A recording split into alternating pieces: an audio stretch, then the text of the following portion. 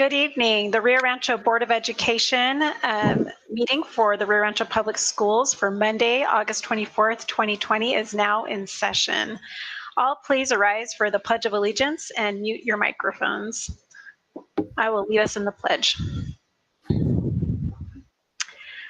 I pledge allegiance to the flag of the United States of America and to the republic for which it stands, one nation, under God, indivisible, with liberty and justice for all.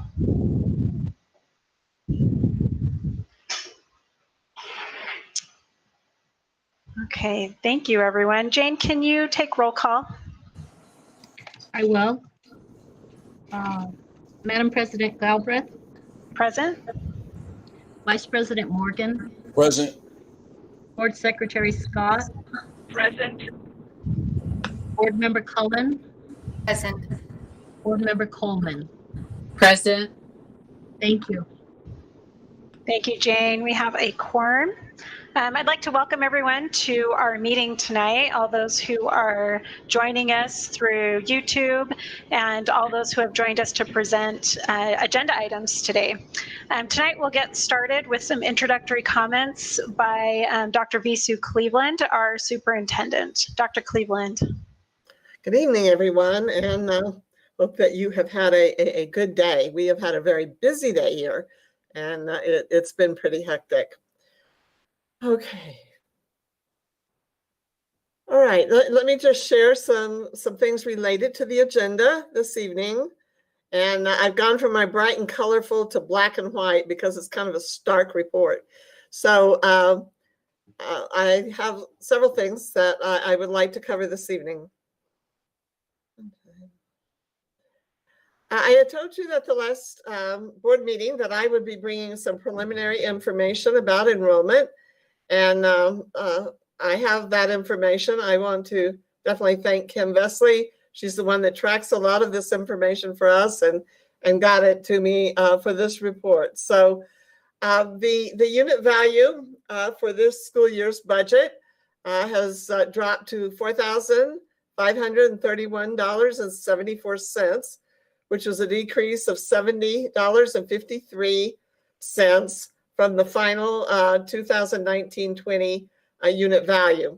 And so that's a drop of $70. Doesn't sound like much, but when you multiply that across all of our units, it's a significant amount of money, about $7.3 million.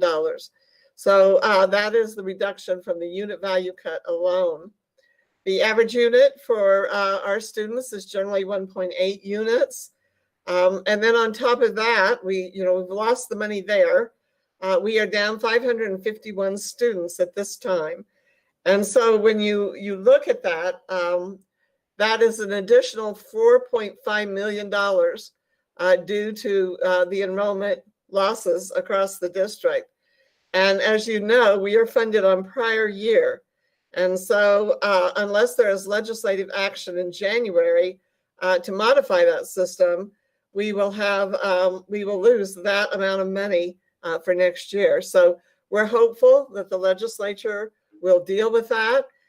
We know that there have been several individuals who have already spoken up about that, particularly a couple of our state senators, the desire to go back and fund on either this last year unit value or an average of 3 years.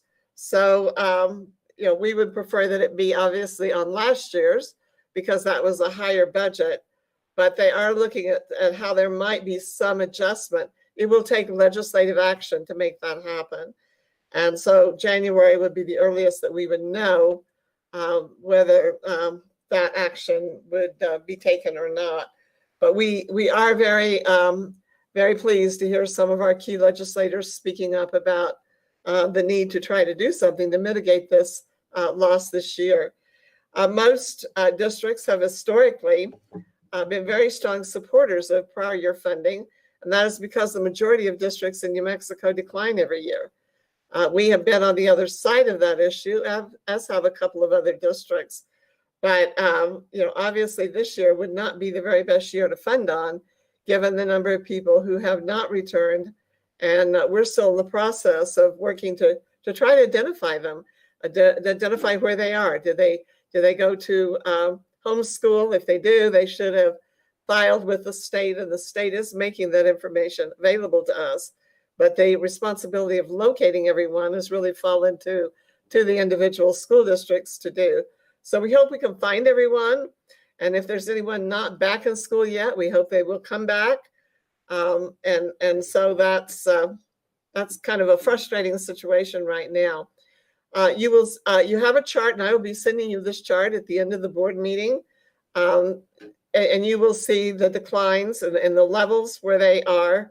I would ask you to keep in mind that the losses at MLK and Maggie Cordova are pretty much losses that came about as a result of redistricting and bringing those schools down on purpose. So when you see the numbers, don't be shocked and think, oh my gosh, this is terrible.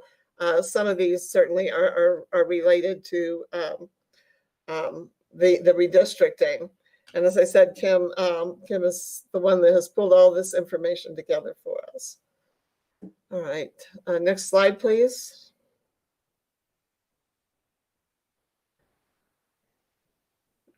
As I mentioned, the anticipated loss, according to Arlene Manzanares, our executive director for finance, will be about 7.3 million. The loss of enrollment will be another 4.5 million. And we are hopeful that we will get some state or federal remedy. The more and more that we talk with people in Santa Fe, they say that the real remedy is going to be dependent upon some federal intervention, and hoping that the state will step in some way, perhaps like they did in the Great Recession, or maybe there will be another approach. But there will be some federal support for public schools. And there's a resolution that's being brought this evening by Board Member Cullen that relates to this issue, and I know that she plans to speak to that. The other factor that has to remain kind of in the background was the Yazzie Martinez lawsuit and the need to fund education sufficiently in New Mexico. And the judge that heard the case this summer did not choose to release the state from the lawsuit. So the state still has that legal responsibility to deal with that, and is going to have to find a way to come into compliance with the court order. And then, as I mentioned earlier, federal funding is going to be essential to avoid very deep organizational cuts. Just kind of breaking enrollment down by levels. Preschool is flat, but the pre-K numbers are holding, the pre-K holding numbers is only about a third of what it usually is.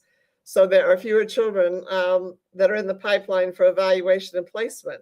And we're assuming that parents are just very reluctant to bring their young children in right now for evaluations with the pandemic. You see that same reduction in our local pediatrician offices. I've talked to a couple of the doctors, and people are not, they're following the health order, and they're not bringing their children out. But that does not bode well for the numbers of students at Shining Stars. The other thing, it may be a factor, at least a short-term factor, should not be a factor much longer, but that is the relocation of the offices to the new Shining Stars campus. And hopefully these numbers will pick up over time once they get relocated and begin their work again. And they have been busy over the summer. It's just, we just don't have the numbers we normally do.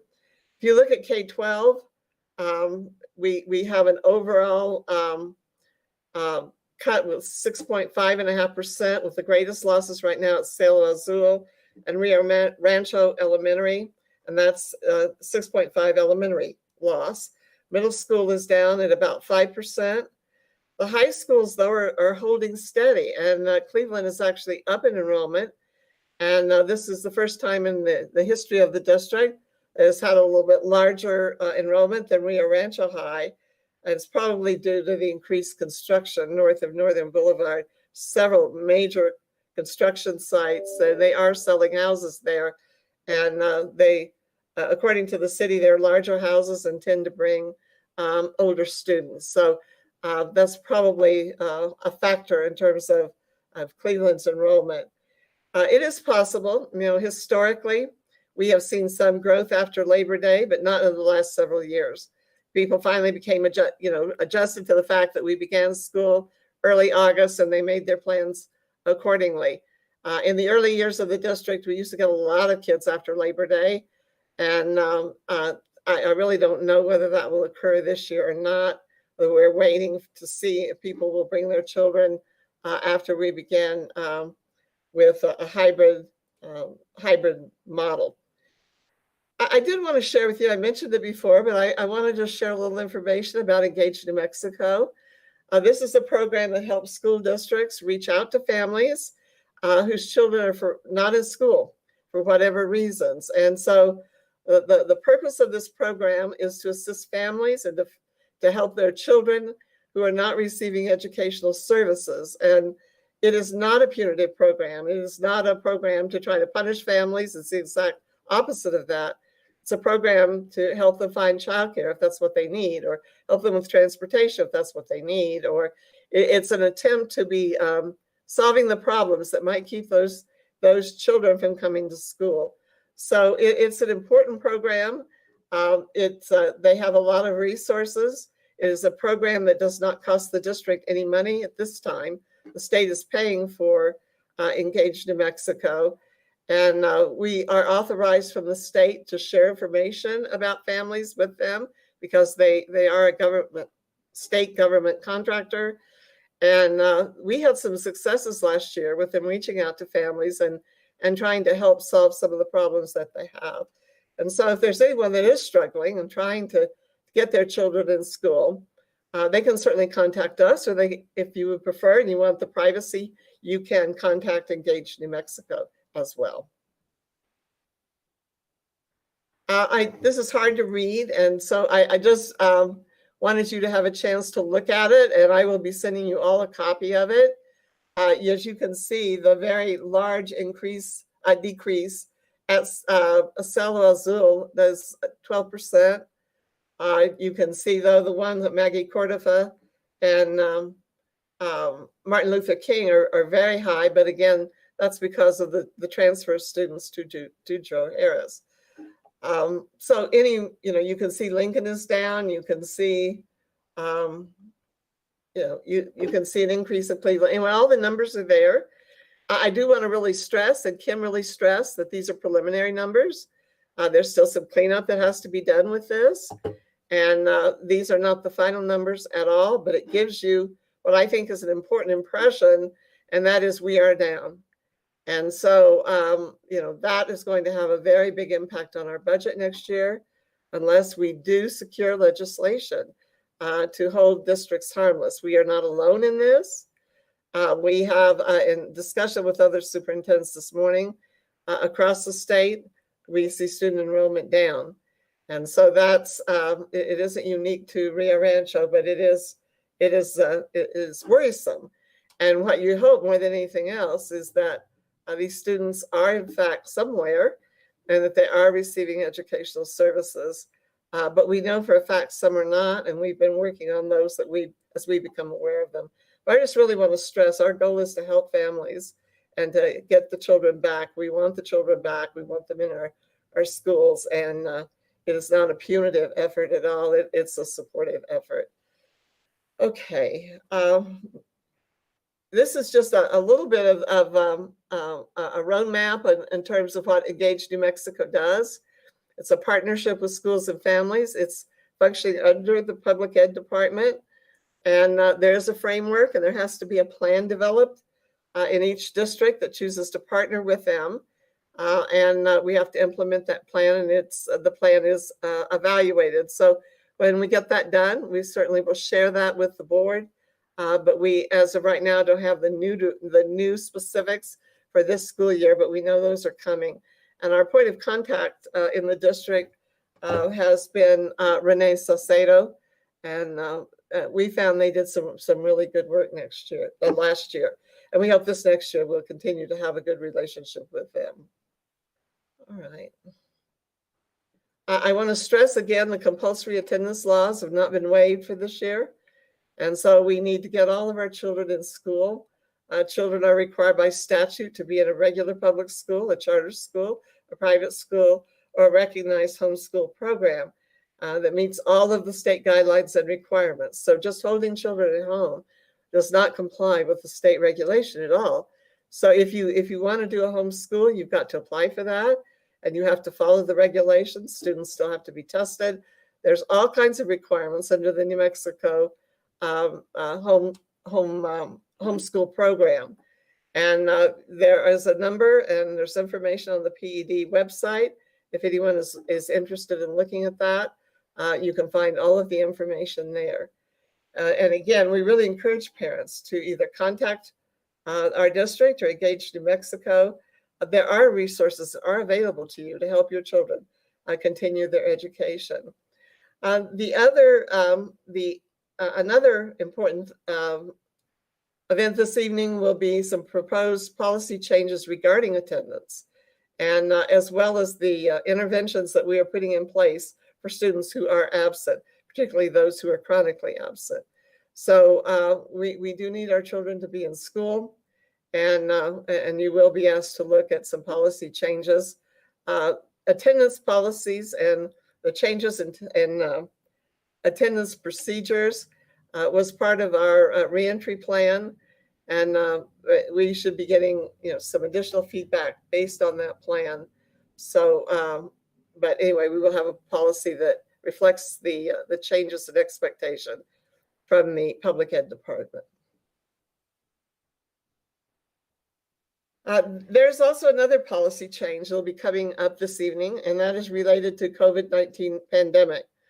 And so school boards are being asked to adopt a new policy related to all the changes that directly result from the pandemic. The thought behind this new policy is so that we don't have to go through the entire policy manual and be looking to change something here, change all through the book. And also to have them all in one location so that folks can find them easier, and that they can really support what needs to be done quickly. On the other hand, when the pandemic is over, hopefully in the near future, then you would be able to rescind those policies if you wanted to at that time, instead of also going through and having to rescind all of the changes throughout the policy manual. And the state said these policies that are included in the plan will take priority or will supersede other policies until the pandemic is over. So it's a temporary fix. I think the state's approach to it is a really smart one, because it helps people know what those policy changes are without having to read through a wide variety of policies. And hopefully at some point that it can be rescinded if the board feels like it needs to be. There's other important business this evening. We have a resolution authorizing the sale of general obligation school bonds, a Series 2020. The resolution, of course, establishes the procedures for the sale and the delivery of the bonds. It also authorizes other matters related to the issuance of these bonds, and our bond counsel is here with us this evening, and so we're really glad to have him here. And it will, I'm hoping that we can hear from our financial advisor and bond counsel a little bit about how the pandemic is actually impacting the financial markets and our bond sales. And then we have two more policies for the board to review this evening. One is in Title IX, and that will be presented by Tana, who of course is the Title IX coordinator for our district. And the second relates to armed school security personnel, and Sal Maniaci will be the presenter for that. These will be second readings. Just a couple of quick notes. The Secretary of Education, Ryan Stewart, visited Enchanted Hills Elementary and observed two of our classrooms, Sarah Cavender and Lauren Casby, and he was able to converse with students in a remote learning environment. He seemed to really enjoy it. Principal Jennifer Bartley and Assistant Principal Sarah Valenzuela conducted the tour of the school, and he had lots of questions about their plans and how they plan to operate, and had a chance to see how the school was set up, how it was set up for social distancing, what the cafeteria looked like. And we did have a conversation about why we are looking to serve in the cafeteria rather than in the individual classrooms.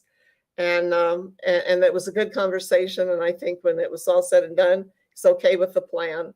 Our thoughts in doing it in the cafeteria is that children spill food, they share food. Would you like half of my sandwich? Here, would you like some of my cookies? And when they're really close proximity, that's easier for that kind of sharing to go on. In the cafeteria, they will have them spread out to where that is not possible. Well, nothing is ever impossible, but it'd be a lot easier to spot that kind of behavior because they will be distanced out. And the other, though, I think equally important, maybe more important, is we really wanted a good hot meal for kids and a variety of meals. And when you deliver it to the classroom, you have much less variety. Mark Willis has shared concerns about our big schools, and our schools are huge. By the time you get all the food out, is it hot? Is it even as safe as you would want it to be? The temperature's changed. And then I think there's one other, it's kind of an intangible, but an important consideration. And that is that children need to move out of that classroom. It's just hard to sit in the classroom all day long. And so being able to get up and go and eat and talk, even though you have to talk a little louder, it's good for children's mental state. And then, opportunities are still going to exist for recess. It's going to look a little differently. But that was our reason for continuing on in the cafeteria. We put barriers, we put plexiglass, there's all kinds of things we've done to helpfully protect our students. But, when you talk to practitioners, many of them say that there's much greater chance of infection in a classroom in feeding kids than it is going to the cafeteria. We have received very positive feedback on our reentry plan from the Deputy Secretary, Gwen Perea-Mornament, and she said it was a really strong plan. They did ask for a couple of additional things, and we sent those, and we have not heard back on that. But the things that we sent in was more information on the attendance policy and the expectation that all students we will take attendance for all students all day. And I know that's caused some challenges. We're trying to work through those, but that is a state requirement. The states has a position that if they're funding public education, they want to know the children are there. They want an accurate number. I don't think that's an unreasonable request. So we're working on refining our plans for that. And then they wanted a little more information about childcare. And that's a topic we will be talking with the board about. It is that there's going to be some costs related to that. State wants us to keep it pretty inexpensive for our teachers, but there are some things that we've got to discuss, and so that'll be brought to the Finance Committee, and Mike Baker will be sharing that information with the board. And then you have visited Joe Harris Elementary School and toured it. Tonight, there are a few pictures of shining stars. They were taken by Kim. And she's going to take you on a short, abbreviated tour of shining stars. But the building is shaping up very nicely. Everything is not completed, but they're getting there. And so I'm going to turn it over now to Kim, who's going to share just some pictures and make some comments about shining stars. I'm going to get something to drink. Hello, everybody. President Galbraith, distinguished members of the board, and Dr. Cleveland. Can you all hear me? Not if you can hear me. Okay, good. Thank you. Good to see you all. It's been a while. And thank you to Dr. Cleveland for letting me talk about the fun stuff instead of enrollment numbers. We have a little bit of a slideshow to show you of Joe Harris. And hang on, I think this is going to come up here in just a second. Did it come up let's see, present a window. Here we go. Share now. Okay. There it is. There. I'm presenting my screen. Okay, so can you see the slideshow, a slide that says shining stars on it? All right, success. All right, so what you're seeing there is the front entrance to Shining Stars Preschool. It was great to get to go see the new building. Great to get to talk to the principal, Ms. Johns, and to teachers and staff. They are all very excited about the new building.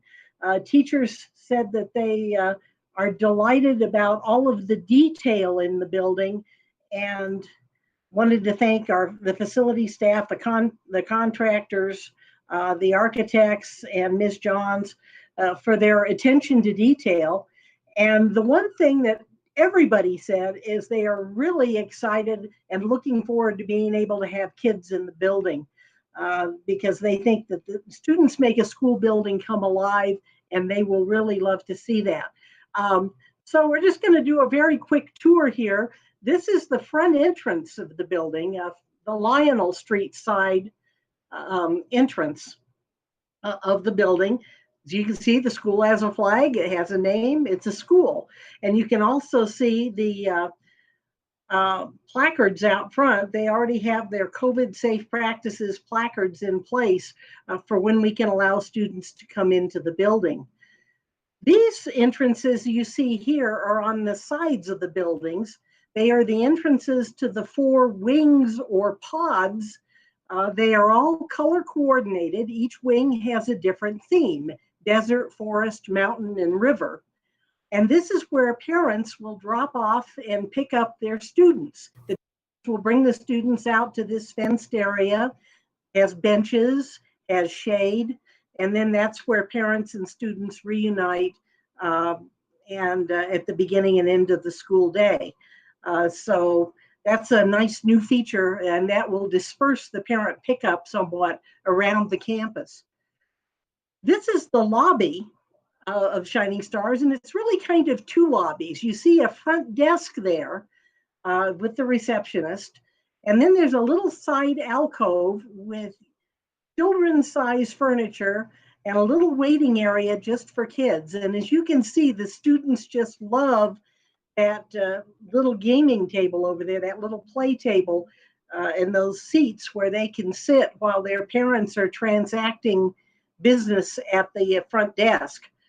And the other thing I would point out about the furnishings all the way through the school is they're made of very easy to clean materials. Even without COVID, 3-4-year-old students tend to make messes on occasion. So the school was designed with that in mind. And I would note that as soon as these children left the building, the receptionist was over there with the sanitizing fluid and the rag wiping everything down. So they're really already, even before they have students in the building, being very hygiene conscious. This is a typical classroom. This is Mrs. Margaret Giesey's classroom, and they're unloading and stowing all of the items, the mini items, if you've been in a preschool classroom, that teachers have to teach the kids. They look like toys, but they're really teaching tools. And the classrooms all tie into the theme of the wing. This is in the river pod, and there's little stools over there, as you can see, that kind of look like fish and snails. Another thing I would point out, you see where the whiteboards are, they're at floor level, so that young students can reach them and draw on them and write on them and whatever they need to do for their lessons. So also you will notice kid-sized furniture, little bitty tables, little bitty chairs. Some of them are adjustable in height. Each classroom has a sink so that teachers can teach hygiene, and also it helps to keep surfaces clean.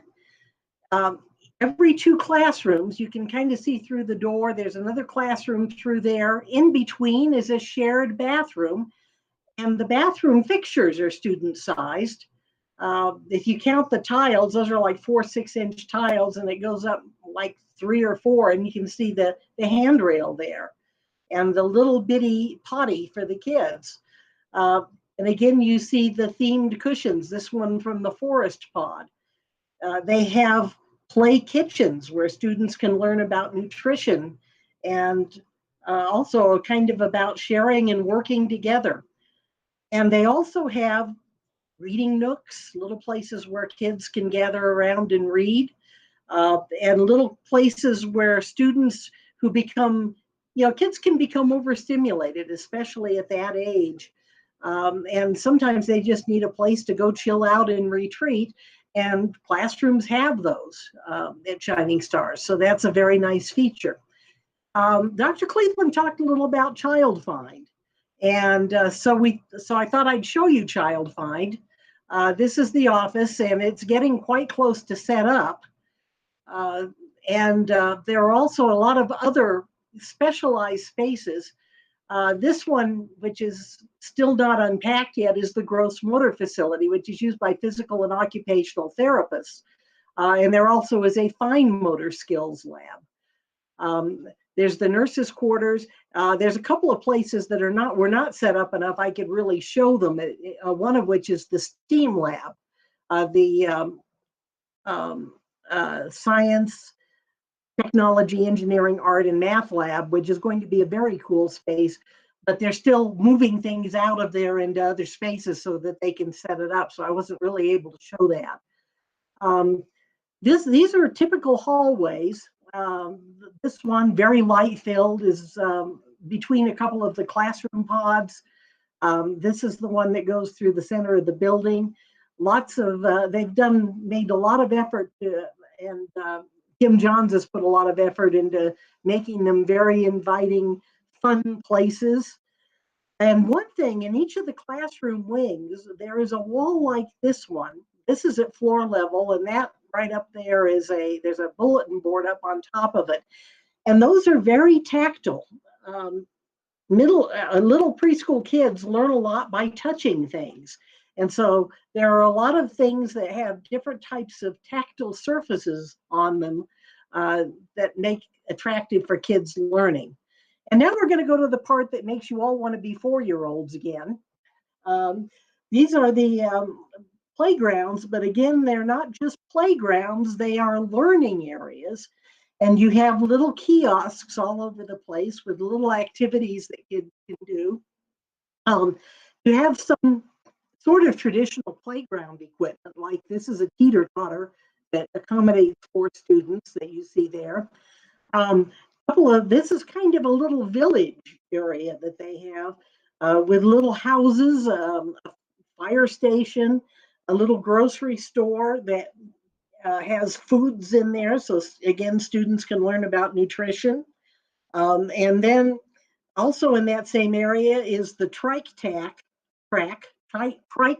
say that fast 5 times, where they have these very big, heavy, wide-wheeled tricycles that students can drive around the track, and there's a little police station, a little fueling station, and little street signs. And I about fell over when I saw there's a trike parking lot out there. It was really, really a lot of fun to see that.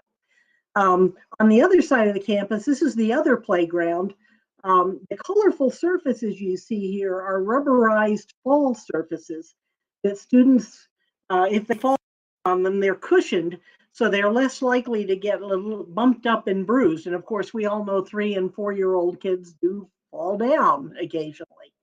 This is kind of the more futuristic side of the playground. The little area down here that has what looks like balls and half balls is actually a map of the solar system. The big yellow sphere is the sun. And then you can see all of the planets stretched out away from the sun there. So that's a teaching tool again. There also is a big lawn area. You're only seeing a small piece of it that can be used as an outdoor classroom. And again, little kiosks and little areas where if a student needs to go and just kind of get away from it all and retreat and chill out a little bit, there will be places out there where students can do that. Here's the kind of the coolest stuff. This is the last slide in the playground. The first one, and I had kind of seen this, and until Kim Johns explained it to me, she said, that's a river and it has water that flows down it. Oh, really? But there's a wheel there at the head of the river where the kids turn the wheel and it makes water come out, and it actually flows down the river to a drain down on the other end. And so students can watch how the water flows between the rocks and all of that. Hydrodynamics for 4-year-olds. There also is a boneyard, a sand area with a dinosaur skeleton. Some of this actually was at the old Shining Stars campus, a piece of it. But now we're able to display the whole thing, including the dinosaur that needs dental work here. There also are little fossils scattered through there that can be covered with sand so kids can dig for fossils.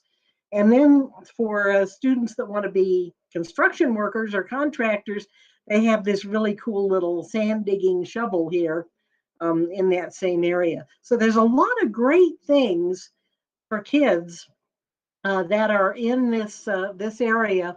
And I know that they really are looking forward to welcoming all of you as members of the board, but also all of you that are members of the community to come in and see this school as soon as we are really able to do that. If I'm not an expert on Shining Stars. If you have questions, I can sure try to answer them. But we just thought you might like a look, and then hopefully in a couple of 3 weeks, it'll be done enough you guys can all come visit. Kim, that was wonderful. Thank you, Dr. Cleveland and Kim Besley, for showing us those wonderful, wonderful pictures. You know, 3 of my 4 kids attended Shining Stars, and I feel like maybe they need to go back to preschool just so they can enjoy that awesome playground. I don't think Park Above has anything on that playground. I want to give We want to go back too. I give the board just a moment to ask any questions or give any comments. We'll start with Catherine Cullen. Thank you, Kim. And it's turned out beautiful and more than my expectations. It far exceeded that. That is just amazing, the playground and all that they've done over there. And it's been a long time coming for Shining Stars. So I'm glad to see that it's been completed, and it's just amazing what Kim Johns did over there, and in the contractors, and it's just absolutely amazing. I had no idea all that was going on in the playground, and it is just stunning. And those children are just going to absolutely love all those things to be able to learn and play at the same time. So thank you guys so much. And I can't wait to see it when it comes open. Thank you, Catherine. Jeffrey Morgan. Again, thank you, Kim. Appreciate the work, appreciate the video. What was nice to see is I had the privilege of taking a tour about 3 or 4 weeks ago, and some of the playground was not finished. So it's real nice to see the finished work. Very nice job. Looks real nice. Thank you so much. Thank you, Jeff. And Wynn Coleman.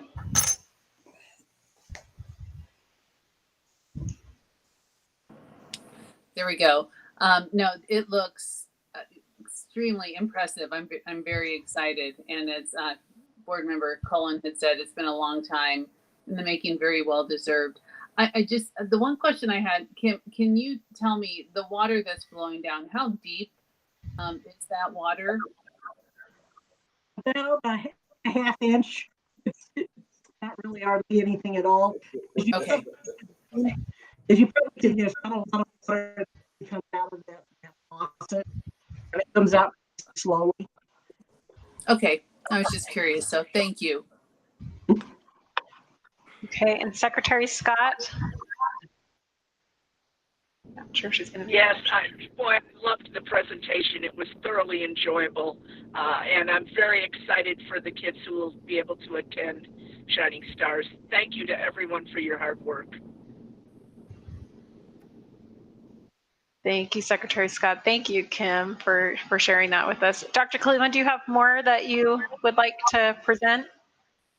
No, that's pretty much it. I just want to express my thanks to the staff there. As you can see, they're working hard to get ready and to welcome children back. And yeah, it's it was a little bit later than what we had hoped, but the other comment is it's a local contractor, and I believe they put a lot of their heart and soul into that work, and so I think you can really see it, and so we are excited. Everyone's excited about the facility. I think it's just going to be wonderful for children.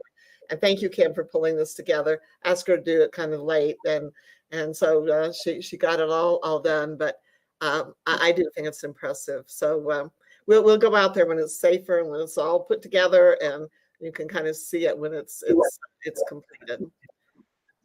You're welcome anytime. Okay. Okay, thank you. Thank you so much for those comments and for showing us the school. We'll move on to item E, to approve the prioritized agenda and proposed time allocations. Are there any questions or comments on the prioritized agenda as presented?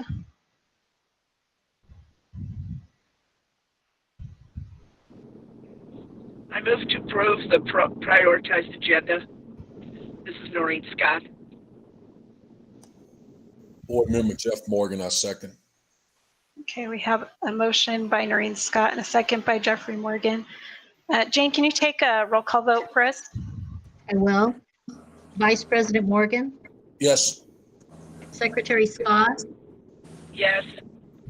Board Member Cullen, Yes. Board Member Coleman, Yes. President Galbraith. Yes. Thank you. Thank you. Motion carries 5-0. Now for item F is our public comment. Of course, our public comment isn't the ideal in our virtual setting, but I will report what we have received for public comment. We have, and of course, all public comment is available to those who would like to view it. We have received 125 public comments. 110 of those are related to opening into hybrid or staying in the virtual after Labor Day. So 69 of the 110 are parents and members of the community who are asking that we go into hybrid after Labor Day. And 40 of those are asking that we continue in virtual learning as APS has done.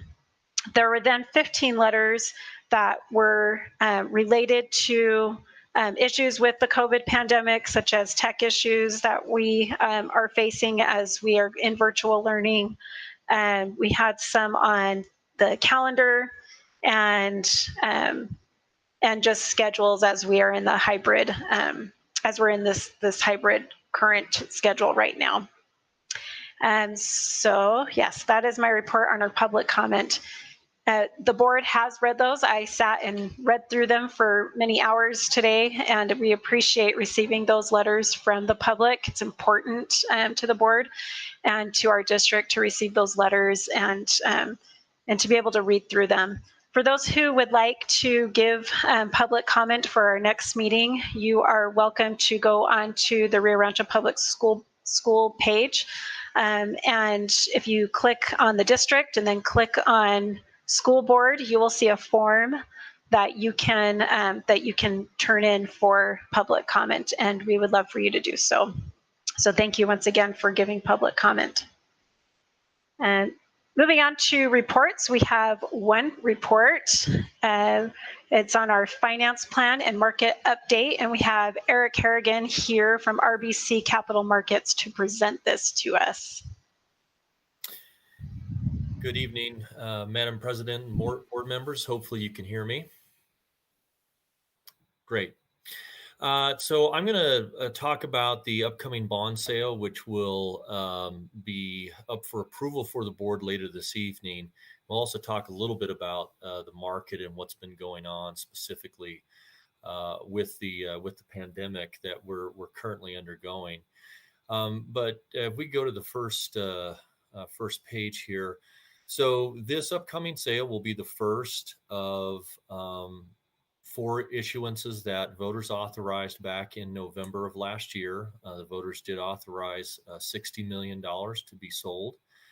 This sale will be 15, and we anticipate that the Next projected sales will be in the similar amount of 15 million. That can be adjusted a little bit depending upon what the district's capital needs are from year to year, but roughly 15 million a year. And then we would go back to voters again in 2023 for additional authorization. The $60 million will be sold and will be continue to maintain the district's historical tax rate. The bonds will be sold with a 12-year final maturity. This is consistent with what the district has done in the past with its bonds, and we try to retire the debt as quickly as possible to allow for new debt to be issued without impacting the debt service tax rate. Next slide, please. So for the upcoming tax year, based upon preliminary values that we received, the district is seeing very strong growth, and that's been supported by the tremendous amount of building permits that we've seen in Rio Rancho. We're based upon the preliminary values, the growth is going to be over 7%, which the district has not seen for about 11 years since before the financial crisis. That is, of course, really great news. That just helps with the district's future capacity. Of course, it's hard to understand how this pandemic long term will impact property values, but we will adjust as necessary depending on what happens in the future. And the reason for having the type of debt program that the district does is to be able to be flexible depending on what happens to the tax base. But for this upcoming tax year, it's very good news to see that growth. Next slide, please. So this is a maturity schedule of both the outstanding bonds that the district has, plus the upcoming 15 million. As you can see, the debt service pays off fairly rapidly. So state law limits the amount of how far GO debt can go out to 20 years. As I mentioned earlier, the district uses 12 years to retire their debt. So it's very attractive to the bond buying community, and you pay off your debt fast, which also limits the amount of interest that the district pays. Next slide, please. From a time schedule standpoint, subject to the board's approval of the notice of resolution tonight, we would be back before the board at your September meeting to adopt the preliminary official statement, and we would post that preliminary official statement on September 17th. The bond sale would be on September 24th, and then closing would be in early October, and that's when the funds would be available for the district to expend on its projects. I have a couple of slides on the market update, but what I thought I might do is just pause to see if there's any questions first over what I just covered before talking about the market. Noreen Scott, did you have a question? I do not. Okay. And Jeffrey Morgan? I'm good. Thank you. Okay. And I saw everyone else shake their head now. I think you're good to continue on. Okay, great. So, of course, we all know that the COVID-19 pandemic has had significant impact on both our local economy and our national economy. Congress pretty quickly acted and approved the CARES Act back in April, which provided a significant amount of money and put a lot of money into the economy. The economy has benefited from that, but we're still seeing long-term effects from the pandemic. And we anticipate that there will be another stimulus program that Congress will approve, which will bring back certain debt programs that were back during the Obama administration, which do allow for very, very low debt borrowing, which could benefit the district in the future if such stimulus package was passed. But one of the other things too that might come back is tax exempt advance refundings, and that would give issuers like Rio Rancho the ability to refund debt prior to the call date and lower your borrowing cost. And so if that's possible, the district might be in a position to refund some bonds in the future for interest savings. Going on to the next slide, please. So the pandemic has impacted just about every single class of assets across the United States. We've seen significant jobless claims in the chart, as you can see in the top right. We saw a historical spike in jobless claims, and they have still, even though they have come down quite a bit, they still remain significantly higher than where we were just a couple of years ago. In the second quarter of this year, the U.S. economy contracted by over 30%, which again was another historic event. Contracting that much in one quarter has not been seen for a very, very, very long time. And so what has happened, and we're going to talk about this in the next couple of slides. If you go to the next slide. You might be able to, well. This is what has happened to interest rates. Because of the pandemic and the uncertainty that it creates, and also because of the action that we've seen through the Federal Reserve and through Congress, investors have put their money into safer assets, and municipal bonds and U.S. Treasury bonds are considered, safer assets. What that has done is it has pushed municipal tax-exempt interest rates to all-time historical lows. We saw rates bottom out about a week and a half ago, and right now, based upon current market conditions, the district's bond sale would achieve somewhere in the neighborhood of about 1.5%. That would be the rate, which would be the lowest rate that the district has been able to achieve. So from a timing standpoint, it's a very good time for the school district to be borrowing from an interest rate standpoint. There continues to be still significant demand for municipal bonds. Investors are continue to have an appetite, so we don't anticipate there to be any issue, with the district being able to sell its bonds. Next slide, please. So this is an interesting graph. We like to show this because this is directly correlated to the demand for municipal debt, and this is how much money flows into tax-exempt municipal funds. And you'll see in the light yellow, in the light blue, those large declines, and that was right during the beginning of the pandemic. When we saw rates kind of spike up, but demand for municipal bonds has continued to come back. And we see on average about $2 to 3 billion of money flowing into municipal bond funds every week, which helps drive demand for municipal debt. I believe that concludes my presentation, and I would be happy to answer any additional questions that you have. Okay, thank you so much. We'll start with Jeffrey Morgan. Do you have any questions, comments? I have no questions. Thank you. Thanks for the information. Greatly appreciate it. You're welcome. Wynn Coleman? No, thank you, but I have no questions. Okay, thank you. Catherine Cullen? No, thank you. Okay, Noreen Scott? Very informative presentation. Thank you. You're welcome. All right. And I agree. It was very informative. Thank you so much for putting all that together for us. Very much appreciated. And Madam President, I will stay on until the agenda item comes up, just in case there are any additional questions. Okay, that would be great. Yeah. And before you go, let me see if Dr. Cleveland wanted to ask anything as well. No, I don't have any questions. Thank you for the presentation. Okay.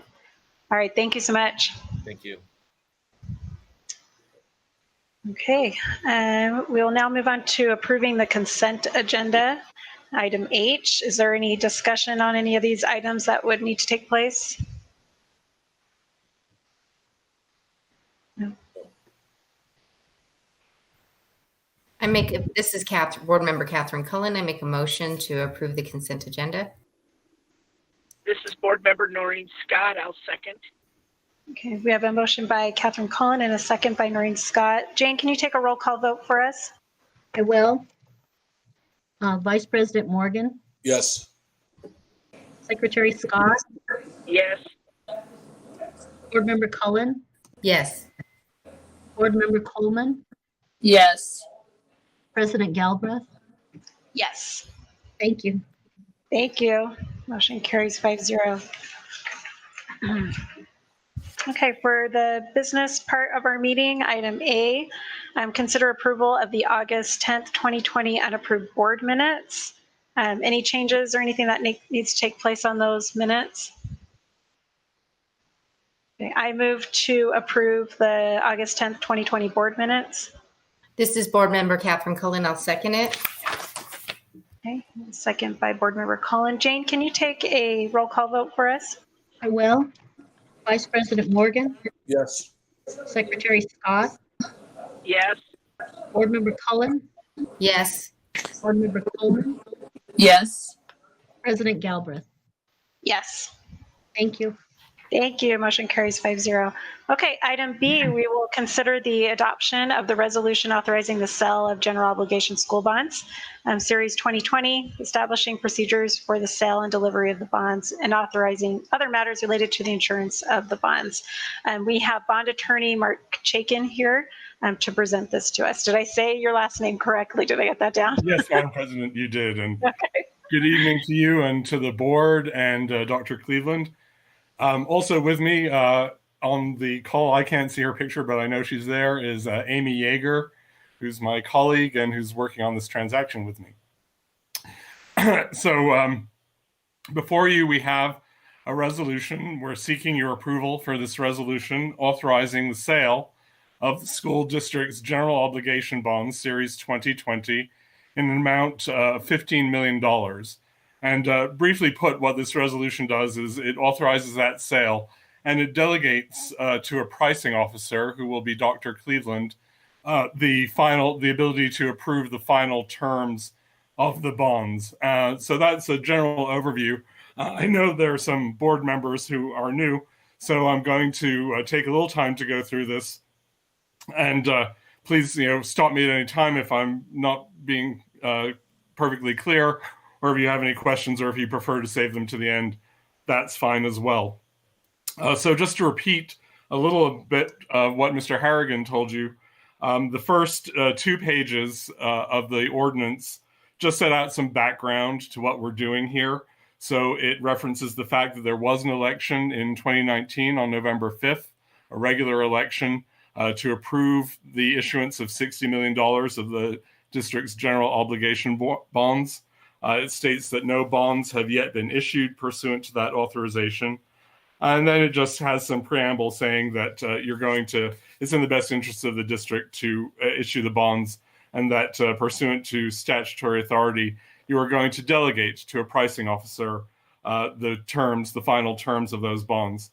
And after that happens, just to give you a little more information, that will happen at the pricing, which is set to take place on September 24th. And then Dr. Cleveland will come back to you at your next regular meeting, which is, I believe, on September 28th, and she'll report the results to you. So you'll hear about it then, but we can get you information about it before. So if we could go to the next page, which is actually page number 5, we get into the meat, as it were, of the resolution. So section 1, which is actually on the next page, just says that you as a board find that it's necessary to issue the bonds, and that you are directing officers and staff to take action towards issuance of the bonds. Section 2 authorizes the terms of the bonds, so there's more specifics. But these are the matters that will be delegated to Dr. Cleveland at the pricing. So if you look at section 2A, that includes the determination of the interest and principal payment dates, although those are pretty regular because they're the same for every series of bonds. The principal amounts, denominations, and maturity rates, And again, Mr. Harrigan will be setting those. The sale prices, the interest rates, and you are having a competitive sale, so that will be determined by a competitive sale procedure that, again, RBC will be running. The interest payment periods, redemption, and similar provisions, and tender provisions, rather. So sometimes bonds call for early redemption prior to their maturity date of some maturities of the bonds. The procurement of municipal bond insurance, which is insurance that guarantees the payment of principal and interest on the bonds. And the last couple series that I've been involved with, you have had bond insurance. So that is not every bond series does, but you have had that, and it basically acts to improve the rating of the bonds because there's a guarantee that the principal and interest of the bonds will be paid when due. The creation of any capitalized interest or debt service reserve funds. We haven't done that previously. If it's necessary, your financial advisor will decide on that. Debt service reserve fund basically serves the same purpose as the bond insurance. It is a certain amount of money that is set aside, usually from bond proceeds, but not always, to pay principal and interest if there aren't sufficient proceeds, revenue available to pay them. And the final terms of any agreements with paying agents, registrar, escrow agents, and other persons who will be involved with the issuance and the ongoing payment and registration of the bonds.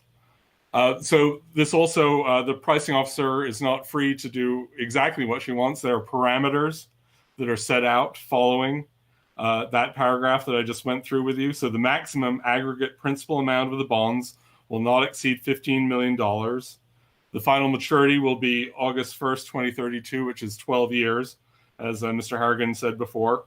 The maximum interest rate on any of the bonds shall not exceed 5%. It doesn't sound like we're going to have a problem meeting that. The true interest cost of the bonds, and that's a technical term that's a little outside my scope, but it's it's a technical term under the tax code for what the real interest rate on the bonds is, again, not in excess of 5%. 5 says they're secured by the full faith and credit of the district and the pledged revenues. So you have an obligation to impose sufficient taxes to pay the bonds if the current tax rate isn't bringing in sufficient revenue to pay the bonds. The price to be paid will not be less than 100% of the principal amount. We have gotten premium in prior years, meaning that more than 15 million was paid for the bonds, so the district actually got more money. But this paragraph says the district cannot get less money than the 15 million. The form of the bonds is substantially what's set out in the resolution, and they will be issued as fully registered, meaning they will be registered with DTC and authorized denominations of $5,000. Subparagraph B at the bottom of page 6 says that these will be sold at a competitive sale, meaning that various underwriters will bid by interest rate that they're willing to pay on the bonds and other terms of the bonds. That's in the opposite would normally be a negotiated sale where you work directly with an underwriter to set the terms. But this is, again, something that the financial advisor decides what would be most advantageous for the district, and a competitive sale under present market conditions is the most advantageous.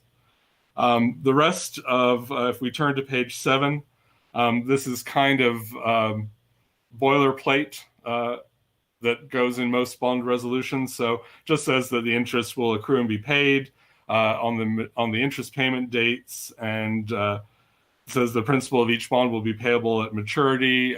You're going to have BOKF, which will be the registrar for the bonds, so they'll actually keep the bonds and keep a register of who owns the bonds.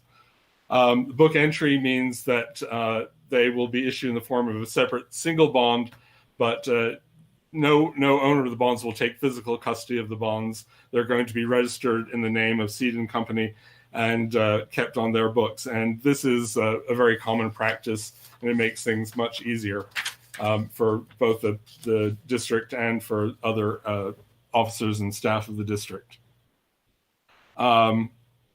Section 3 deals with redemption, and those terms, if any, will be set at the time of pricing.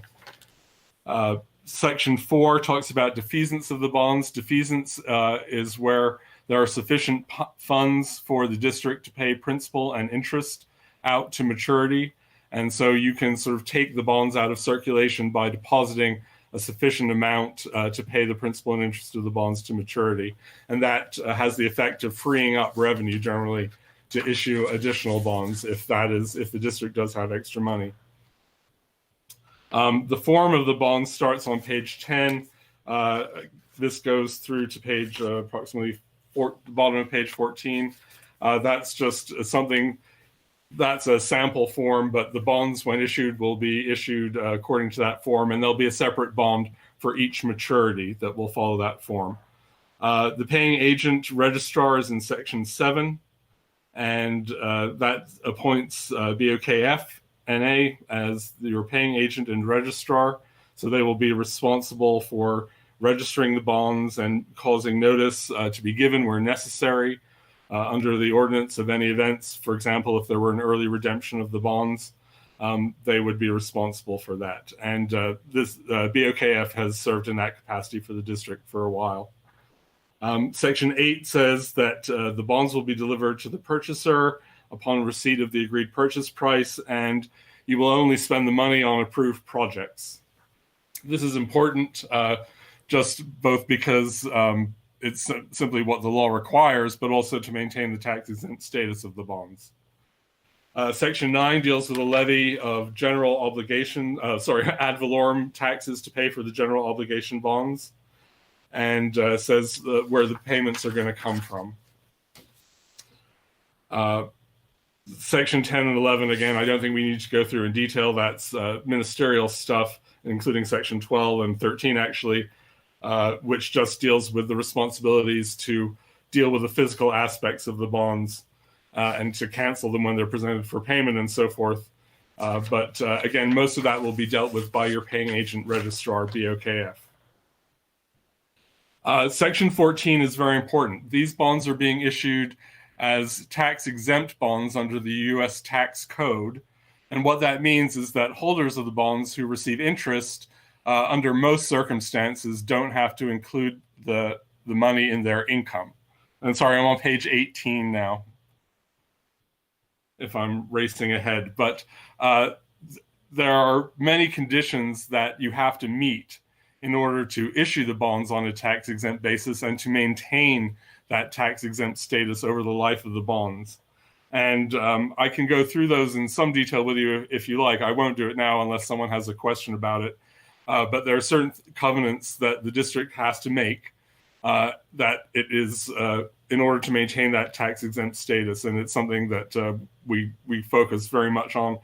We've worked with Mr. Baker previously to help define some compliance procedures for the district to make sure that all those requirements of the code and the regulations under the code are met on an ongoing basis to ensure that your bonds remain tax exempt. And it's some complicated stuff. I know you've hired some outside agents to do it, but it is very important because if something happens and the bonds become not tax exempt, that will make your bondholders very unhappy, and it can cost a lot of money. The IRS does regularly investigate just on a random basis. They will find issuers and go in. And we've certainly had clients where the IRS comes in and they just do a little mini audit, basically, of your bonds to make sure that all those covenants are being kept. And we want to make sure the IRS is happy if and when that happens. So Section 15 deals with the allocation of the expenditures for the project. So you're going to, there'll be, Ms. Manzanares and others in her staff will be making sure that the bond proceeds are allocated to proper projects. And you are also covenanting then in Section 16 that the district will keep all the property that is being financed with the projects, with the proceeds of the bonds. And the project is a district project and not for any private business. And then the rest of the ordinance, again, is pretty much boilerplate. I do want to draw your attention to Section 21, which appears on the bottom of page 21. And The bonds are not only regulated by the IRS, but also by the Securities and Exchange Commission to a certain degree. And so the district has to covenant to make certain disclosures that are defined under federal law by the SEC and by statute. And so here you're simply covenanting to do that. And it's mainly financial information regarding the operations of the district that you're agreeing to provide. Section B deals with certain event notices, which starts on the middle of page 22. That's more disclosure that you have to make if certain events that are listed here, 1 through 16, occur. And this is, again, something that's required by the Securities and Exchange Commission. That is about all I need to discuss with you. I certainly stand for any questions that you may have regarding the authorizing resolution, and I respectfully request your approval of the resolution so that we can proceed with the issuance of the bonds. All right, thank you so much for that. Let me go through our board and see if we have any questions. We'll start with, I'll start with Noreen Scott, since she was unmuted just a second. There we go. Okay. No, I have no questions. Thank you for a very thorough presentation. Okay, Wynn Coleman. I have no questions. Thank you for the presentation. Okay, Jeffrey Morgan. No questions, thank you. And Catherine Cullen. No No. questions. Okay. As I read through this, I thought, I'm so glad I'm not a lawyer. I thought, wow, it's a lot to go through. So thank you so much for a very thorough presentation of that. And Dr. Cleveland, did you have anything that you needed to add or comment on? Just the only comment, I think you do see it's a highly scripted process, and so it's very thorough, and it just underscores, to your point, the importance of having strong bond counsel and a strong financial advisor to take you through this process. And then my last comment is it's just I'm kind of glad that Mark and Eric were here tonight to be able to see the end result of that. Now, this is the beginning of when we have buildings and you had a chance to see, hopefully, if you were on, to see the new shining stars, which is the culmination of all of that over time. But thank you both for your hard work. Thank you. Yes, thank you again for that. So now I believe that we need a motion to consider the approval of this.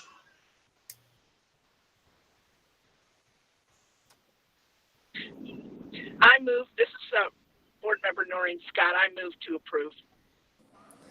This is Board Member Coleman, and I second. Okay, we have a motion by Noreen Scott and a second by Wynn Coleman. Jane, can you take a roll call vote on this? I will. Vice President Morgan, Yes. Secretary Scott, Yes. Board Member Cullen, Yes. Board Member Coleman, Yes. President Galbraith. Yes. Thank you. Thank you. Motion carries 5-0. Thanks again, Mr. Chaikin and Eric Harrigan. And also, we didn't get to see Amy Yeager on here, but thank you so much all for coming out and presenting this for us today. And it looks like a lot of work, like I said before, so very much appreciated. Thank you, Madam President. You're welcome. Thank you.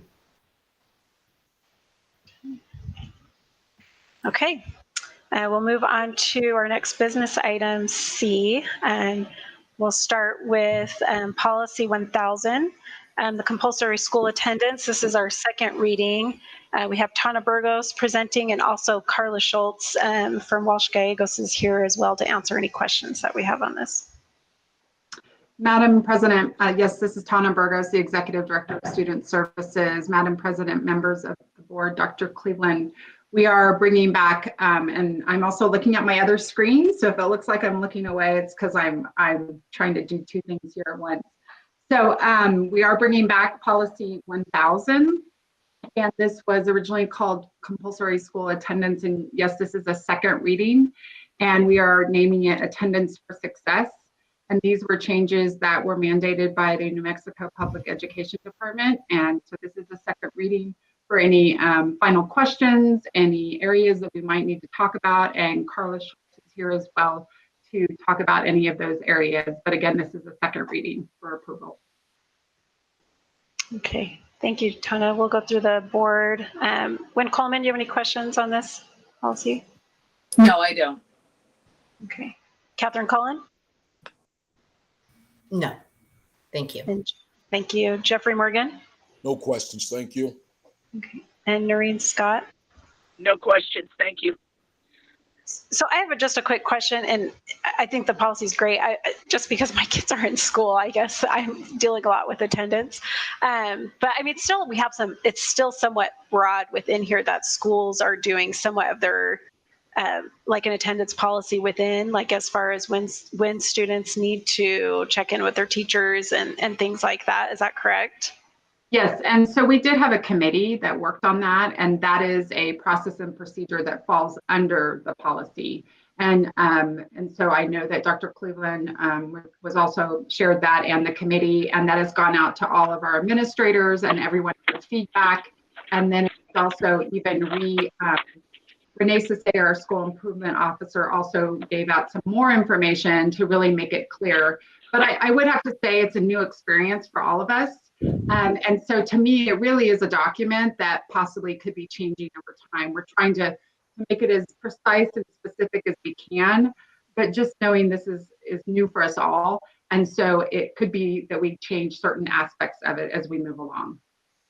Okay. Thank you for that. I just know that a lot of people in the community have been struggling with attendance at the beginning of school here, but I think it's getting better as we all figure out what we're doing. So thank you for that. Okay, I move to approve policy 1000, compulsory school attendance. Board Member Jeff Morgan, second. Okay, Jane, can you take a roll call vote for us? I will. Vice President Morgan, Yes. Secretary Scott, Yes. Board Member Cullen, Yes. Board Member Coleman, Yes. President Galbraith. Yes. Thank you. Thank you. Motion carries 5-0. Okay, the next one, I'm trying to look at my notes, is policy 1002, progressive interventions for absent students. And this is a second reading as well. And this has a lot of new information. And I think, as I had said before, this is policy 1002, progressive interventions for absent students, as a second reading.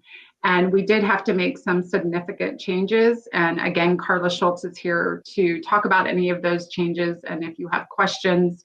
But a lot of it, I will just, I think I want to reiterate that we've been doing much of what's in this policy. I think this policy really just makes it clearer for maybe some other districts that maybe needed some more clarification, but many of these things we have already been doing, and we're just going to fine tune what we're already doing. But I would be happy to take any questions, and I know Carla Schultz will as well if you have any. Okay, thank you. Dr. Cleveland, did you have any comments on this one? Or I'm sorry I didn't talk to you about the previous one. It's okay. This is, it is, I think, I just want to support what Tana Burgos has said. This is a work in progress, and we're going to be learning. We'll be getting a lot of feedback this year from parents, from students, but also, I believe, from the state. We were asked to submit this information as part of the reentry plan because there is so much discussion and maybe controversy on attendance at this particular time across the state. So I think we may come back with some changes. We come back with some modifications as we learn more about it. I do know it has been a frustration. I've heard from some parents, talked to some parents, and it's just a whole different way of getting things done. But it will get better, and we appreciate their comments and their suggestions. I know Tana's already taken some of those into consideration with some of the modifications. So work in progress, but thanks to the group that worked on it. But I do want to stress it is a PED priority. They did require it to be in the reentry plan, and they see that as accountability requested by the legislature to be sure that children, in fact, are in school and are learning. Thank you, Dr. Cleveland. Questions, Jeffrey Morgan, any questions or comments on this one? No questions, no comments. Thank you. Thank you. Wynn Coleman? I just, Tana, could you scroll up, that bottom line limits the ability of a student to withdraw to only after. I just wanted to see. No, wait, I lost my place. The first bullet after there. Yeah. Is that what you're talking about? Uh-huh. And you had a question? I'm not quite sure if I understand. So I know that this is having to do with students struggling. It limits the ability of a student to withdraw to only after all intervention efforts by district. Is there anything missing, or is that just worded? Maybe just clarify a little bit on the meaning of that line. Carla probably could help us on that one. Maybe. Oh, Carla, we can't hear you. Can you guys hear Carla? No. I believe that there probably is something missing from there. I'm not sure if Carla. We'll give her a second to see if she can get her. Yeah. Okay. So if that's the case. She's going to call in. Okay. She's going to call in. Okay. If there is something missing, then we need to go ahead. I don't know how we just want to handle that to vote on it. We can't vote on this as it is if something is missing. I think Carla's calling in so she can clarify what's missing. I'm sure it's minor for such a large policy. So that's okay. So while Carla's calling in, I'm just gonna I'm just gonna go to another board member and then we'll come back to it. Catherine Cullen, did you have any other questions? I'm trying to go through the policies over here. Was there any significant changes from the last reading, from the first reading to now? No, there were not any significant changes. There were some minor changes, but nothing significant. There was no meaning changed in the policy. The major changes were done in the first reading when we brought that to you. Hey, Jane, can you make sure that Carla has the right meeting? I don't know if we can send it over to her, the meeting link for the phone. And then I will. It's showing that she's not muted because maybe her volume on her computer is down. She's got the green bars showing that she's not muted. Yeah, I think she just got on with her. I was going to say on this one, I also think that it should be reading, and Carla, hopefully you can speak, is that it limits our ability to withdraw a student. We have to make sure interventions have happened. All right, hold on, Carla, you're still muted on the phone now. Look at your phone and see if you can unmute the phone. No. I don't. It almost looks like that. This is board member Coleman. It almost looks like that too after withdraw might be right. So that limits the ability of a student to be withdrawn only after all intervention efforts by the district. I think that that's the meaning behind it, that we're having to, as a district, make sure that we're doing everything on our part. And I think Carla is joined now, so if she can speak to that. Can you tell that can I hear me now? Yes. Oh, okay, great. Because I've got everything on now, all the video, the audio. So I apologize for any lack of clarity. That's the language in the statute. So I would agree with, I believe it was Tana who just said that the district can't withdraw the student. What this whole law is aimed at doing is keeping students in school, requiring interventions by school districts before turning a student over for truancy, and they're trying to avoid punitive consequences for not attending. So this reflects the statutory language, but it's meant to show that the district has to provide these interventions that are set out in statute, rather than just say, you've missed too many days and you're out. Thank you for the clarification. Thank you, Carla. Appreciate that. Catherine, did you have anything else? No, I was just trying to find, because I was looking in our Google Drive to see if we were uploaded the difference between the first one and the second for the second reading. So if that, whatever changes were made, I don't see any red lines that was put in here unless I'm missing it. Well, typically the second one we bring back with all of the ones that you saw the first time. And so it's all in black because we showed those changes in the first reading. Right, but you said there was changes from the first reading to the second reading, but just minor changes? I believe minor changes. Carla, you can speak to that as well. You're muted again, Carla. There we go. Okay, sorry, that makes it really echoey on my side. So yeah, I had no further changes to it. So unless any were made, by Tana as a result of her review internally, I had none. You had none between the first reading and to now then, Carla?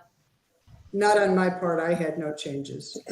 Okay, because so Tana, you said there was some, but just I thought there were some minor changes, but when I said that, I meant in the sense of like words like and, that type of thing.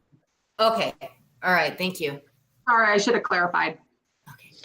Yeah, that's right. When we fix redlining, sometimes you find some weird formatting. So if there were any changes, they'd be that kinds of formatting fixes. Okay, thank you. And then Noreen Scott, did you have anything else? I do not. I would like to move to approve the second reading.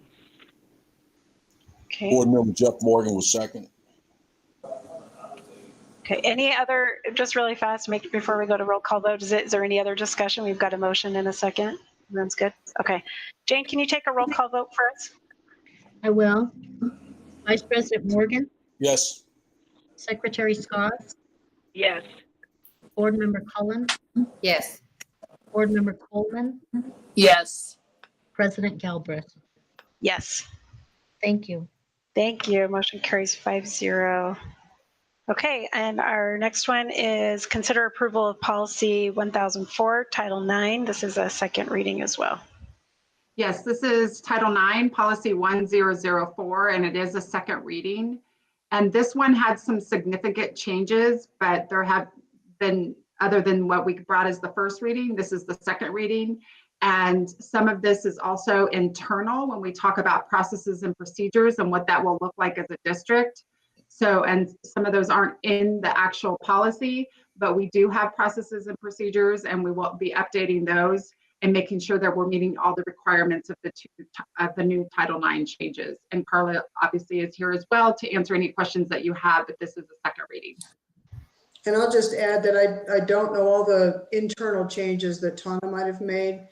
I just made a couple of changes. One, the district is going to have two Title IX coordinators, one for student services or for students, and the other for personnel, with Mike on the HR side doing personnel. So correct. Can have two by law, and so that's the choice that Rancho has made. And if you look in, oh, sorry. No, it's okay. The other changes I made was I thought there was a lack of clarity about procedurally when an investigation was concluded, how information was conveyed then to the decision maker. So that was clarified a little bit. And how information was provided to the parties before it went to the decision maker, so that it appropriately reflected the regulations. So there was a bit of clarity provided there on the changes from my side. And the other thing that we added last time, we didn't have the email, and if you see it in the blue, we've added two different emails that will go to, that can come to myself and Mike, but you'll see it says Title IX students at rrps.net and Title IX staff at rrps.net, and that is new and has been added. Okay, thank you. And just for clarification, I'm sorry to interrupt. I was talking with Lauren and with Mike this week as to some potential changes coming on the personnel side of this sexual harassment policy. Because the personnel side is far more complicated than it is for students. This policy has to be in place. We can move forward with making those other revisions a little more slowly. Okay, thank you for that clarification. And so And I would just add real quick that the process and procedure, the changes that are going to be made internally are just following along with the changes that have been made with the new law, with this second reading in the policy. Dr. Cleveland, did you have any comments you wanted to make? Just that this area is, has tremendous potential for litigation. And so having really clear policies and everyone knows exactly what has to be done is just very, very important. And so really appreciate the work that Carla has done and Tana to try to get this as clear as possible. And the division, we've had it for a long time, but it hasn't been formalized to the degree that it is now. So I just think it makes our processes clear and more effective. My last comment would just be that we've, though, always been very committed to honoring the intent of Title IX. And we have a long history of having done that very well. And so appreciate the work that has been done. But this is an area where attention to detail is critical. And so, again, I thank everyone for their work on cleaning up this policy. And I think it's just much easier to understand what the obligations are. So thank you. Thank you, Dr. Cleveland. Questions? Wynn Coleman? No questions. Thank you. Catherine Cullen? None. Thank you. Jeffrey Morgan? No questions, thanks. Noreen Scott? No questions. Thank you. Okay. I move to approve policy 1004, Title IX. And this is Board Member Coleman. I second. Jane, can you take a roll call vote for us? Yes, I will. Vice President Morgan, Yes. Secretary Scott, Yes. Board Member Cullen, Yes. Board Member Coleman, Yes. and President Galbraith. Yes. Thank you. Thank you. Motion carries 5-0. Thank you, Tana, for all your hard work, and thank you, Carla Schultz, for coming out and dealing with all the technology issues and helping us understand everything. We appreciate it. Thank you. Thanks. Have a great evening. You too. Okay. And also thank you to Lauren Hatch, who I know has done a lot of work on that as well. Okay, item F, we will discuss proposed policy 750, COVID-19 pandemic. This will be our first reading, and Mike Chavez, Executive Director of Human Resources, will be our presenter. Thank you. Good evening, Mike Chavez, Executive Director of Human Resources. President Galbraith, Dr. Cleveland, members of the board. I'm here to present Board Policy 750, COVID-19 pandemic. Due to the ongoing pandemic and the direction of the PED, we have produced the board policy that you see in front of you. We have some preamble here. But what I'd like to discuss mainly here are the three main portions of this policy.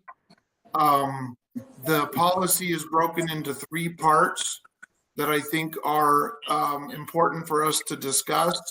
The first part covers employees in terms of their health and their leave and accommodations.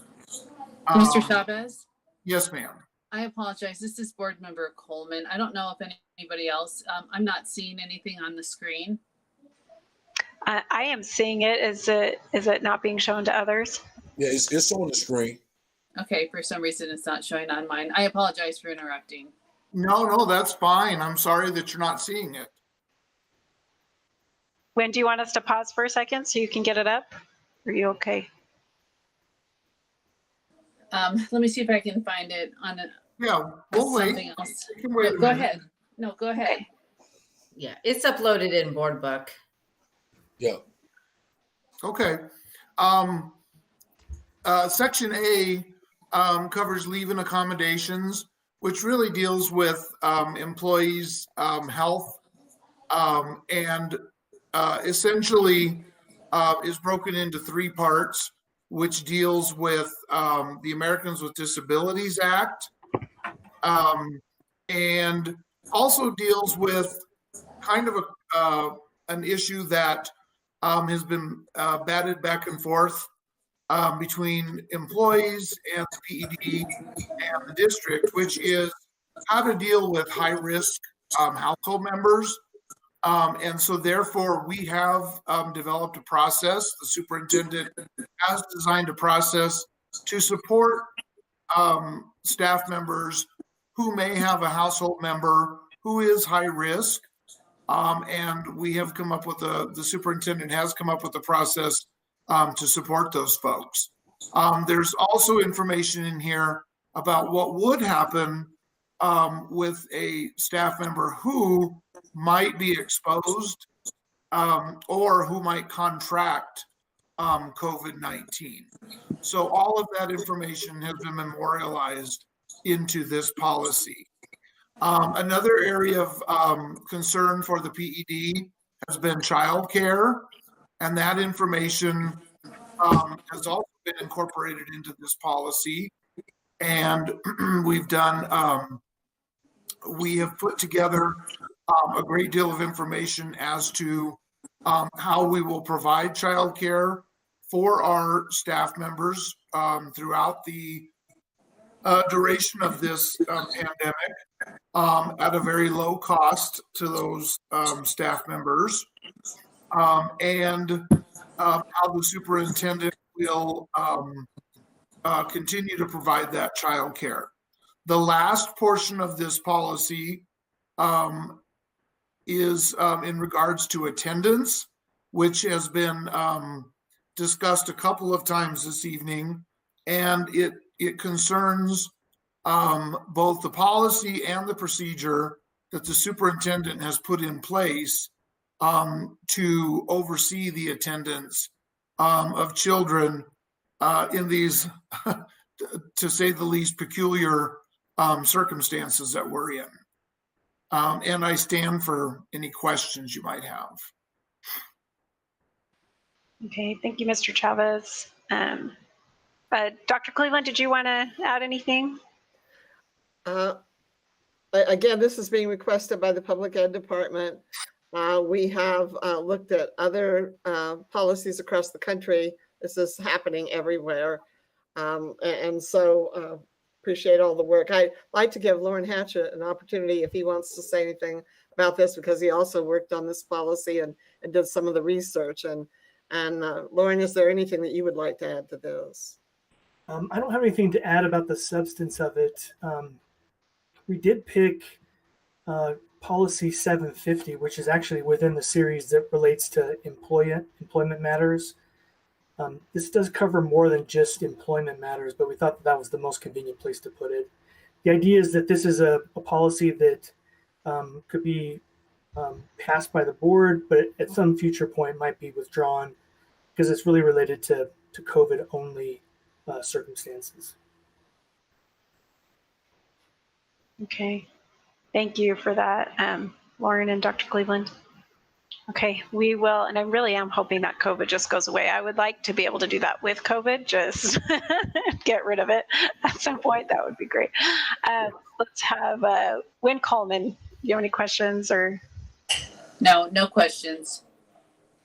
Okay. Catherine Cullen? No, thank you. Thanks. Jeffrey Morgan? No questions. Thank you. Thank you. And Noreen Scott? No questions. Okay. All right. I'm just going to make the motions. I move to approve policy 750 COVID-19 pandemic. Oh, no, we don't do that. Never mind. Just ignore me. The first reading. I got excited. First reading, yes, ma'am. Thank you. We're good. So thank you so much for that presentation. And we, I guess at our next meeting, we'll be having a second reading for that, and we'll be doing the approval then. So thank you so much for all the work Thank on you. that. Thank And you. quick work on that too. Thank you. Okay. Now we should have put that one maybe after. So, because I have all these approvals and then one just reading. Okay, we will now consider the approval of policy 808, armed school security personnel. This is a second reading, and Sal Maniaci is on with us to present that. Thank you, Madam President, Dr. Cleveland, members of the board. There are no changes or revisions from the first revision or the first policy that I presented a couple of weeks ago for policy number 808, but I'll stand for any questions. Okay. Wynn Coleman, any questions? No, Catherine I'm good. Thank you. Okay, thank you. Catherine Cullen? None. Thank you so much, Hal. Thank you. Jeffrey Morgan? No questions. Thank you. Thank you. And Noreen Scott? No questions. Thank you. Thank you both. Thank you. This is Board Member Catherine Cullen. I move for approval of the policy 808, armed school security personnel. This is Board Member Coleman. I second. Thank you. We have a motion by Catherine Cullen and a second by Wynn Coleman. Jane, can you take a roll call vote for us? I will. Vice President Morgan, Yes. Secretary Scott, Yes. Board Member Cullen, Yes. Board Member Coleman, Yes. President Galbraith. Yes. Thank you. Thank you. Motion carries 5-0. Appreciate it. And thanks, Sal, again for coming and presenting that. Thank you all. I appreciate your time. Okay, item H, consider approval of the RRPS draft resolution 20-001, funding hold harmless for declining enrollment arising from the COVID-19 emergency. And Catherine J. Cullen, board member, will be our presenter of this. Hopefully you guys, hi, this is Board Member Catherine Cullen. I believe you guys have all looked over this and we kind of talked about it a little earlier this evening, and Dr. Cleveland kind of covered it. Due to the declining enrollment that we have seen, of course, there's concern of what the next year's funding will be. And so that will have to be changed within the next legislative session. I would figure that some other school boards are probably looking at doing this same type of resolution as well. This, if we pass this resolution, it will be move on to the resolution of legislative committee for the New Mexico School Board Association for review. And then it would move on, if they chose to move this on, it would go into our consideration at our annual convention in December. And then they will be presented to the legislature at the next session. But basically we are seeing the decline in enrollment for this year. And I'm glad that Dr. Cleveland was able to give us some of those numbers this evening. I know that they're not set in stone as of yet, but we are going to see significant dollar loss due to this. Once the schools fully reopen, I think that we all anticipate we're going to see these students that are homeschooled right now that will re-enroll in the school year next year. And because we are funded based off the previous school year, we want to be have them hold them within at least this year's. So did anybody have any questions in regards to it? I think it was pretty self-explanatory on it. And I really want to thank Beth and Kim Besley for putting this together. I appreciate it. Kim does a great job on writing our resolutions. And Dr. Cleveland, did you have any comments? I think it's very well written, and I think it is very clear. And it is, I just can't stress how important it is, because we're facing a significant loss of funding. And it is going to be very hard to maintain staffing and program unless there is some relief there. So it's interesting. Rio Rancho has never historically been a prior year funding supporter. We have a history of not being that, but I think that this is unique circumstance, so different than anything else. And again, we're asking to skip a year on prior year funding, and we're wanting to go back to the previous year. And this year is just, there's nothing that's normal about this year, and certainly not normal in terms of funding. So thanks to Board Member Cullen and to Kim Vesley and Beth Pendergrass for pulling this together. But it is really important, and we will not wait, of course, until it goes through the whole process. But we will start now reaching out to our legislative delegation and other key legislators, stressing the importance of this. And we have talked with the lobbyist, and he says it is a very timely conversation. There's a lot of discussion right now that's going on about this very topic. So I think it's really important for Rio Rancho schools to get its position out there now before the interim committees start. Okay. Dan, for any questions? I think Noreen, did you have any questions? You're the only one I can't see. No, I have no questions. Thank you. Okay. And when you're good? And Jeffrey? Great, Okay. thank you. And Catherine, I just wanted to thank you, and of course, Kim and Beth, who also worked on this, but I want to thank you for bringing these things to the board. We really appreciate the knowledge that you have with all of these things, and so it's very much appreciated that you are forward thinking and getting these things and bringing them to the board. So thank you so much for doing that. You're welcome. Thank you. Okay. So, well, go ahead. Let me go ahead with the approval. Mm-hmm. All right. I make a motion for the approval of the Rio Rancho Public School Draft Solution number 20-001. This is Board Member Coleman. I second. Okay. Jane, can you take a roll call vote for us? I will. Vice President Morgan, Yes. Secretary Scott, Yes. Board Member Cullen, Yes. Board Member Coleman, Yes. President Galbraith. Yes. Thank you. Thank you. Motion carries 5-0. Okay, for our last item on the agenda is to discuss an approval of the superintendent's contract pursuant to policy 703. And on that one, is there any discussion? Okay, I make a motion to, let me get to my notes here, to offer the superintendent a new contract to replace her existing contract set to expire June 30th, 2021, with the new contract to expire on June 30th, 2023, with all terms and benefits to remain the same. Board Member Jeff Morgan, I second.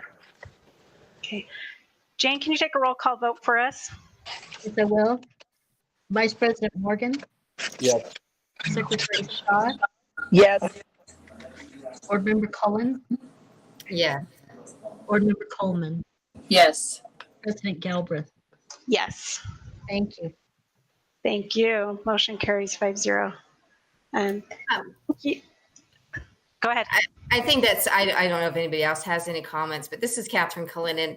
And Dr. Cleveland, I just wanted to say, because we didn't have much time for any type of comments on there, but I just wanted to say how fortunate we are to have you.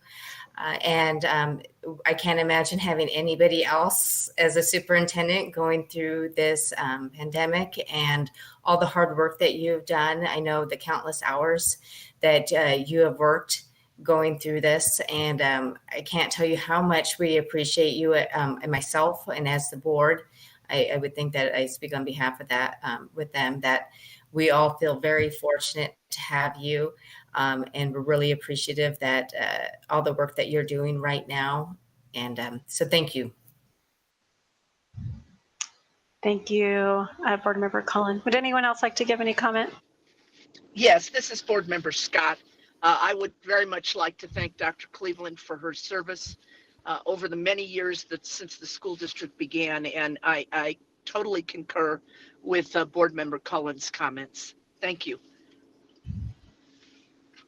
Thank you, Noreen Scott. Anyone else? This is Board Member Coleman, and I know both of them, both Board Member Cullen and Secretary Scott. I just want to echo what they said, and I myself could not imagine and really comprehend what Dr. Cleveland and the administration has gone through during this time. But I couldn't ask for a better group to take us through these uncharted waters. So thank you. Thank you, Board Member Coleman. And Jeffrey Morgan, would you like to say anything? Dr. Cleveland, it's an honor and a privilege. So thank you. And I too, I want to echo that, Dr. Cleveland. And honestly, as a new president of the board, I've just really, really appreciated your leadership and helping us to get through these times. When we were out at some of the school board meetings, when we used to be able to all meet together, there were so many people who would come up to me, and I think others as well, and just talk about how they wanted to be just like you when they grow up. And so we really, really appreciate your leadership for our district. So thank you so much, Dr. Cleveland. I would just like to thank the board, and I appreciate the kind comments. This is a very unusual time, and but I do want to say absolutely, without any reservation, it's a team effort, and we have a really fabulous team that pulls together. And it's been tough. It's been tough for everyone. We know that it's been tough for the board, and we know it's been very tough for the community and our families. But we will get through it. And again, I thank you for your kind comments, but I just absolutely want to stress it's a team effort, and everybody pulls together to make it work. And the one thing we're very lucky about in Rio Rancho is we have just a superb team. We've got some challenges ahead, and you are very much aware of that. And so, but we'll work collaboratively, and we'll get things done. So again, thank you very much. All right, thank you, Dr. Cleveland. And thanks to all who were here tonight. Thanks for all of our presenters and all of our district staff and all the hard work that's put out that everyone does to make these meetings possible. We really, really appreciate you and everything that you do. As far as advanced planning, we have September 7th is Labor Day.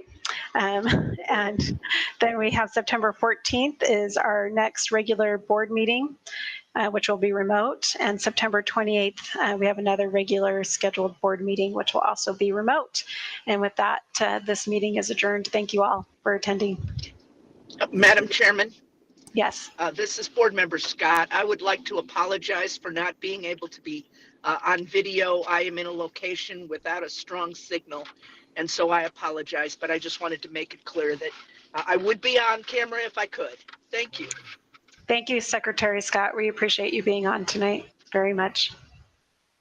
Okay. Thank you, everyone. I hope you have a wonderful night. Thank you.